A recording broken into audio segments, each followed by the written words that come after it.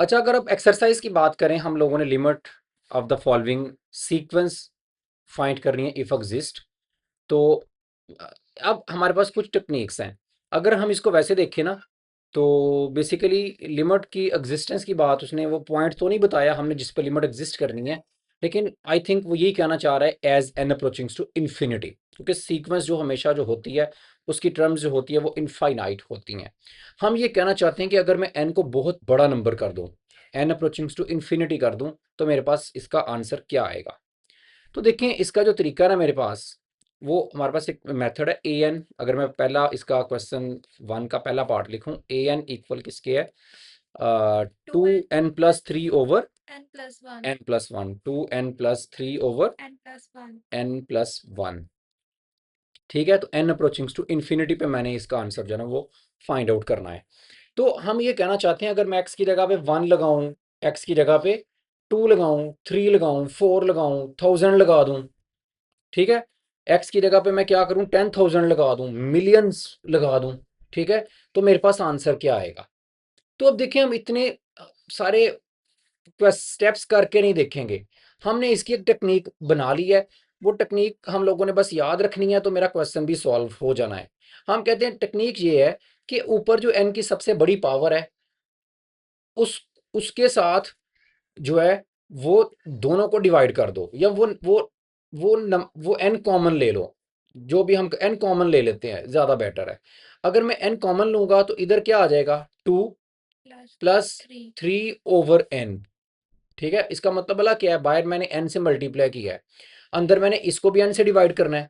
तो to N को divide करूंगा एन से, तो एन एन से काट जाएगा तो टू रह जाएगा, और इसको भी एन पे डिवाइड करना है, तो एन थ्री को डिवाइड करूंगा एन पे, तो क्या आएगा, थ्री ओवर एन। उधर नहीं कटेगा तो नीचे आ जाएगा। इसी तरह नीचे भी आपने सेम काम करना है। जो आपको एन की सबसे बड़ी पावर नजर आ रही है ना, वो आपने बाहर कॉमन ले लेनी है, तो आपने इसको भी एन पे डिवाइड करना है, एन ओवर एन कितना आ जाएगा, वन, और इसको भी एन पे डिवाइड करना है, कितना आ जाएगा, वन ओवर एन। अब एन एन से कट जाएगा और आपने लिमिट अप्लाई कर देनी है, तो थ्री बाय इंफिनिटी। अब थ्री बाय इंफिनिटी जो है ना, इसका आंसर आएगा जीरो। ठीक है, तो थ्री बाय इंफिनिटी जीरो आ गया, so two plus zero over one plus one over infinity, क्या आएगा आंसर, जीरो। ठीक है, अब देखिए ये इसका क्या मतलब है, थ्री बाय इंफिनिटी, ये इसको हम करते हैं, बाद में डिस्कस करते हैं। टू प्लस जीरो टू आ गया, वन प्लस जीरो वन आ गया, टू बाय वन आंसर कितना आ गया, टू। ये मेरा आंसर है। सर आपने बोला था कि जैसे 2n/n, तो n n से कट गया, तो ये लेकिन इधर n बाहर आ गया तो 1/n नहीं आएगा। इस जगह पे जी, वो भी तो देखिए ना। मैंने एन एन मैंने इधर से क्या लेके कॉमन लिया, अब आपने इसको भी एन पे डिवाइड करना है, इसे भी एन पे डिवाइड करना है, एन ओवर एन वन आ जाएगा, जी और इसको एन पे डिवाइड करेंगे तो वन ओवर एन आएगा। ठीक है, ठीक। तो इधर तो वन ही बचेगा ना। अब देखिए, थ्री बाय इन्फिनिटी जीरो कैसे है। थ्री बाय इन्फिनिटी का देखिए, थ्री बाय इन्फिनिटी का मतलब क्या है, इन्फिनिटी एक बहुत बड़ा नंबर है। अगर मैं थ्री को हंड्रेड पे डिवाइड करूं, मेरे पास आंसर कितना आएगा, 0.03। अब हंड्रेड कोई इतना बड़ा नंबर नहीं है अभी, ओके। स्मॉल ही नंबर है, लेकिन अगर मैं थ्री को इस पे डिवाइड करूं, आंसर कितना आएगा, 0.000000 ऐसे करके। तो भाई आपको क्या लग नहीं रहा कि बड़े नंबर से डिवाइड करूं तो आंसर इतना छोटा आ रहा है कि तकरीबन कह सकते हैं ना ये जीरो ही है। हम मैथ्स में क्या करते हैं, पहले तीन चार डिजिट्स ही लिखते हैं ना, तो तीन चार डिजिट्स अगर पहले देखूं वो तो जीरो ही है।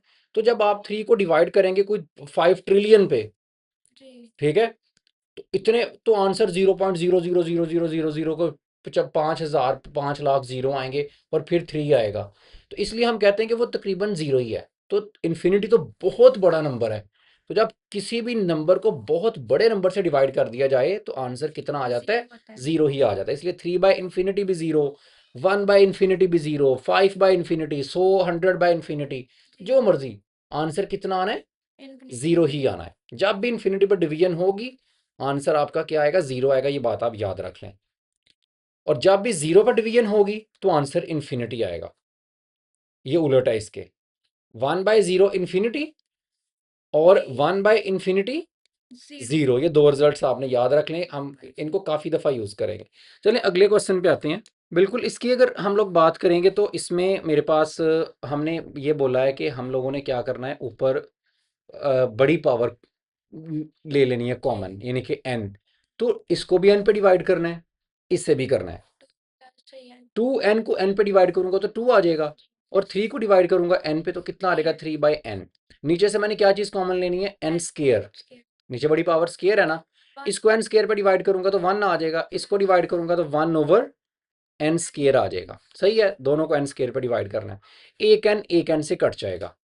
मेरे पास आंसर कितना आ गया, मेरे पास आंसर आ गया n अप्रोचिंग्स टू इन्फिनिटी। ये भी आपने साथ लिख देना है, n को हम इन्फिनिटी को अप्रोच कर रहे हैं, लिमिट जो है। तो ये मेरे पास आ जाएगा 2 + 3/इन्फिनिटी, कितना आ जाएगा, 0। ठीक है, और 1 + 1/इन्फिनिटी कितना आ जाएगा, आंसर मेरे पास आ जाएगा 1/इन्फिनिटी कितना आ जाएगा, 0। ठीक है, इन्फिनिटी का स्केयर जो है ना वो इन्फिनिटी ही रहना है। इन्फिनिटी बहुत बड़ा नंबर है, उसका स्केयर और बड़ा होना है, तो वो इन्फिनिटी ही कहलाना है। तो 1/इन्फिनिटी आना मेरे पास 0 ही है। तो 2 + 0 1 + 0, आंसर मेरे पास कितना आ गया, नहीं आंसर 0 नहीं आया, मैंने एक चीज़ मिस कर दी है। एक एन से कटा ना, एक एन तो बाकी है अभी। ठीक है, तो इधर भी तो इन्फिनिटी लगना है ना, तो इधर भी इन्फिनिटी लगेगा अभी। और साथ क्या है, 1 + 0, सो 2 + 0 2 आ गया। इस n की जगह पे भी हम इन्फिनिटी लगाएंगे ऐसे। तो 1 + 0 1 आएगा, जब इन्फिनिटी को 1 से मल्टीप्लाई करूंगा तो आंसर मेरे पास कितना आएगा, इन्फिनिटी। ठीक है, ये n एक बचा ना इधर, एक कटा, तो n की जगह पे लिमिट जब लगाई तो 3/इन्फिनिटी 0 हो गया, 1/इन्फिनिटी भी 0 हो गया। लेकिन इस n की जगह पे जो मैंने इन्फिनिटी लगाया वो तो रहना इन्फिनिटी इधर। और बाद में जब सॉल्व किया, 2 + 0 2, 1 + 0 1, और ये वाला इन्फिनिटी तो साथ ही आएगा। तो इन्फिनिटी तो 2/इन्फिनिटी, और 2/इन्फिनिटी किसके बराबर होता है, तो 0 आंसर है मेरे पास। ठीक है, लिमिट एग्जिस्ट करती है, और आंसर मेरे पास क्या है, 0। इसका मतलब भला क्या है, इसका मतलब ये है कि जब आप n की जगह पे आहिस्ता आहिस्ता बड़े नंबर लगाएंगी ना, इधर 5 लगाएंगे, 10 100 1000, बड़े बड़े नंबर, तो आंसर आपके छोटे होते जाएंगे। और जब बहुत बड़े बड़े नंबर लगाना शुरू कर देंगे तो आंसर इतने छोटे हो जाएंगे कि अगर मैं n की जगह पे 1 ट्रिलियन लगाऊं ना और इसे सॉल्व करूं, तो मेरे पास bn का आंसर सॉल्व करके तकरीबन कितना आएगा, 0 आएगा। ये हम एक्चुअली कहना चाहते हैं, ये मेरे पास लिमिट का कंसेप्ट है। हम कहते हैं जैसे जैसे मैं n को बड़ा कर रहा हूँ, n को लार्ज करता जा रहा हूँ।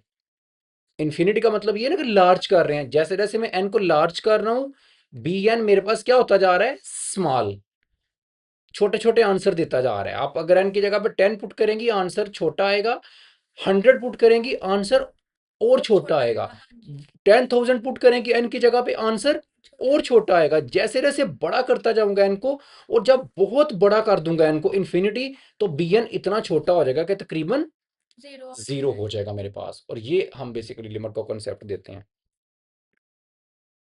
ठीक है, पार्ट नंबर 3 में हम ऊपर तो एन स्केयर है, ऊपर तो कुछ कॉमन लेने की ज़रूरत नहीं है, और नीचे मेरे पास जो है एन कॉमन लेंगे, ऊपर एक एन बचेगा, और नीचे वो एन एक एन से काट के इसका आंसर इन्फिनिटी आएगा, क्योंकि ऊपर एन बचना है ना, तो एन की जगह पे जब इन्फिनिटी लगाना है तो ऊपर इन्फिनिटी आ जाना है, और नीचे तो इन्फिनिटी ऊपर आ गया तो आंसर भी उसने इन्फिनिटी कर देना है। यानी कि हम ये कहना चाहते हैं कि जब हम एन को बड़ा करते जा रहे हैं तो मेरे पास जो आंसर है वो भी बड़े होते जा रहे हैं, तो जितना बड़ा करूंगा आंसर भी उतना बड़ा आएगा, और फाइनली बहुत बड़ा नंबर पुट करने से आंसर इन्फिनिटी ही आ जाएगा।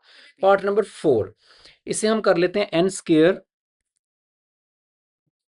अच्छा, इस क्वेश्चन की अगर हम बात करें, D N equal to N square -3n+1 2n square +n+4, मुझे ऊपर सबसे जो बड़ी पावर नजर आ रही है ना वो एन स्केयर है, तो वो आपने कॉमन ले लेनी है।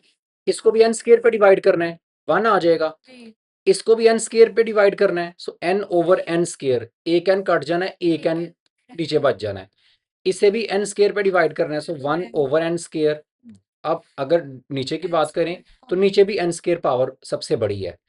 ठीक है, तो सबसे बड़ी पावर है वो बाहर ऐसे निकाल लेनी है, और अंदर सभी को उस पर डिवाइड करना है। सो इसको एन स्केयर पे डिवाइड करेंगे तो 2 आ जाएगा, इसको एन स्केयर पे डिवाइड करेंगे तो कितना आ जाएगा, 1/n, और इसको डिवाइड करेंगे तो 4/n square, n approachings to infinity, ये कट जाएगा। लिमिट इन्फिनिटी पुट करेंगे तो 3/इन्फिनिटी 0, so 1 minus 0 plus 1 by infinity, 0 infinity का स्केयर भी इन्फिनिटी ही रहना है, सो 1 बाय इन्फिनिटी 0 ही आना है, ओवर नीचे 2 plus 1 by infinity 0 plus 4 bye infinity 0। तो मेरे पास फाइनल आंसर कितना आ गया, ऊपर 1 नीचे 2। ये नहीं कि हम ये कहते हैं कि जैसे जैसे मैं एन को बड़ा नंबर करता जाऊंगा 10, 100,000, 10 लाख, तो मेरे पास जो आंसर है वो 1/2 छोटा होता जाएगा और 1/2 से छोटा नहीं होगा। मैं जितना मर्जी बड़ा नंबर पुट कर दूं, मिलियंस में नंबर बेशक पुट कर दूं इधर एन की जगह पे, जब सॉल्व करूंगा तो मेरे पास आंसर जो है वो 1/2 के पास पास आएगा, ना 1/2 से बहुत ज़्यादा छोटा होगा ना 1/2 से बहुत ज़्यादा बड़ा होगा। बड़ा होगा। तो हम कहते हैं एन को जब हम बहुत ज़्यादा लार्ज करते हैं तो मेरे पास जो आंसर है वो 1/2 के पास इकट्ठे होना शुरू हो जाते हैं, ये है ना मेरे पास। जी। मैं जब मैं बड़ा करूंगा, ये फॉर एग्जांपल ये मेरे पास 1/2 है, तो अगर मैं 1000 पुट करूंगा फिर भी आंसर इधर आएगा, 10,000 करूंगा फिर भी इधर आएगा, और 10 लाख करूंगा तो 1/2 के पास सभी आंसर ना इकट्ठे होना शुरू हो जाते हैं, तो हम उसी को लिमिट कहते हैं। ठीक है, यानी कि 100 पुट करने से भी आंसर तकरीबन 1/2 आना है, 1000 पुट करने से भी तकरीबन 1/2 आना है, 10,000 पुट करने से भी तकरीबन, तो हर नंबर पुट करने से ना बड़े नंबर आंसर तकरीबन यही आने हैं, तो इधर ही सारे आंसर मेरे इकट्ठे होने हैं। तो हम ये गैस करते हैं कि भाई जितना मर्जी है इनको बड़ा कर दो, फाइनल जो आंसर है ना सॉल्व करके उनको, वो मेरे पास 1/2 ही आना है। ये हमारे पास एक प्रॉपर जो है ना वो कॉन्सेप्ट है लिमिट का। ठीक है, कहने को ये बड़ा एक सिंपल सा क्वेश्चन है, लेकिन इसके पीछे एक बड़ी स्टोरी है। स्टोरी यही है कि एन की वैल्यू जो मर्जी, शुरू की कुछ वैल्यूज छोड़ के, ठीक है, शायद कोई कहेगा भाई मैं अगर एन को जीरो ले लूं, एन को अगर आप जीरो लेने, क्या आंसर आएगा जीरो लेने से, जीरो का स्केयर क्या आएगा, जीरो, 0। 3 × 0 0, तो आंसर नीचे भी जीरो, तो आंसर आएगा 1/4। तो कोई कहेगा आंसर 1/2 तो नहीं आया, हमने तो कहा था कि आंसर 1/2 आना है।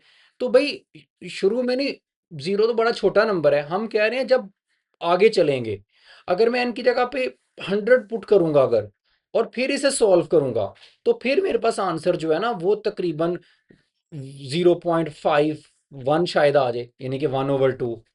और अगर मैं इनकी जगह पे 1000 लगाऊंगा, तो 1000 एन की जगह लगाने से जब सॉल्व करूंगा तो भी आंसर यही आएगा। तो शुरू में आंसर 1/2 नहीं आ रहा कुछ नंबर्स के लिए, लेकिन जब थोड़े नंबर गुजर जाते हैं ना, 10, 15 या 50 नंबर, तो कुछ नंबर गुजरने के बाद जो नंबर आने शुरू होते हैं, उनके बाद मैं जितने मर्जी नंबर लेता जाऊं मेरा बार बार आंसर 1/2 आता है, लाख पे, 10 लाख पे, 1 मिलियन पे भी आंसर, मैं इसमें 1 मिलियन भी रख दूंगा इनकी जगह पे, तो आंसर कितना आएगा आपका। वन तो बाय हम ये क्लेम करते हैं कि जब एन को हम बड़ा बड़ा करते जा रहे हैं, तो मेरा जो डीएन का जो आंसर है ना वो फिक्स होता जा रहा है, और वो बार बार एक जैसा आ रहा है, जिसको ही हम लोग जो है ना वो लिमिट मानते हैं। ठीक है, क्वेश्चन नंबर 1 हमारे पास सॉल्व हो गया।